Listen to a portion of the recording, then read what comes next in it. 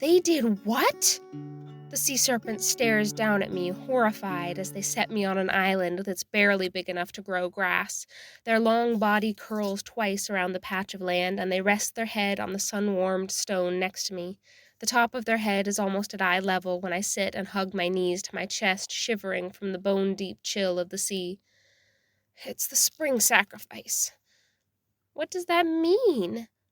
I'm not sure I want to talk about it, I say through chattering teeth. The sun is warm on my back, and the stone is warm beneath me, and I close my eyes, trying to will that warmth into my bones. That's understandable.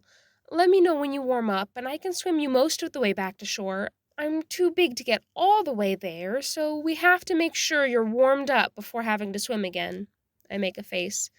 I don't want to go back there. Oh my, yes, of course. I could take you further down the coast. Or, if you would like, you could stay with my friend April. She's getting old, but she's very kind, and she lives in a stone house on an island just about 3 times the size, a couple hours up current. My head pops up and I stare at the sea serpent. April? You don't mean April Mallory, do you?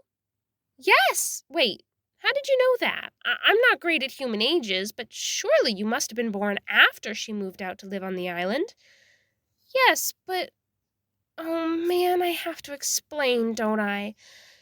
About 50 years ago, there were 3 really bad years for the village. Terrible crops, bad fishing. April Mallory decided she'd had enough. She stole her parents' dinghy and headed out to sea, but as people watched from the shore, they saw the boat sink. They were prepping other boats to go fetch her back when a great monster rose from the sea and snatched her up. No offense. That's just how the story goes. I see. You seem very kind. While I reserve the right to be offended, I shall not be so at you. Thank you. And anyway, she asked me to take her away and not push her back to shore, just like you did a minute ago. I never said I believed the story. That's just how it goes. There's more, if you'd like to hear it. I think I would. I mean, I don't, but I should hear it anyway. While I don't like where this is going, it's always better to have more information than less. Anyway, that year there was a bumper crop and plenty of fish, but the next year was bad again. The elders decided it must have been because April was lost at sea, so they began the spring sacrifice. They dress a young woman up fancy, a volunteer if anyone is foolish enough to do so, and tie them to something that will float, but only for a little while. Then they toss us overboard and abandon us at sea for the and I'm sorry again, but the story is the monster will eat us, and then the village is lucky.